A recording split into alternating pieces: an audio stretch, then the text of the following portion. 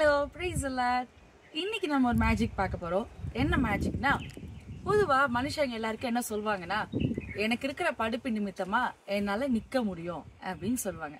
என்னோட திறமை நிமித்தமா என்னால நிக்க முடியும் அப்படின்னு சொல்லுவாங்க. இப்போ என் கையில பாத்தீங்கன்னா ஒரு சின்ன ஹூக் மாதிரி இருக்கா. சோ இப்போ நம்ம இதை யாரா வச்சுக்க போறோம்னா, ஒரு மனுஷனா வச்சுக்க போறோம். மனுஷனால நிக்க முடியுமா முடியாதா அப்படின்னு சொல்லி பார்க்க போறோம். இப்போ இது என்னோட விரலை நான் இப்படி நிக்க வச்சேன்னா நிச்சயமா என்னால என்ன பண்ண முடியாது, நிக்க வைக்க முடியாது, கீழே விழுந்துரும்.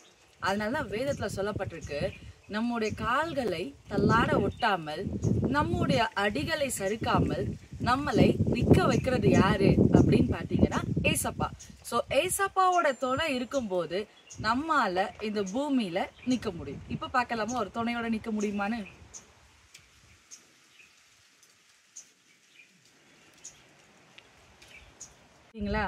அதனால தேவனோட துணை நமக்குள்ள இருக்கும்போது நிச்சயமா நம்மால நிக்க முடியும். ஓகேயா? தேங்க்யூ.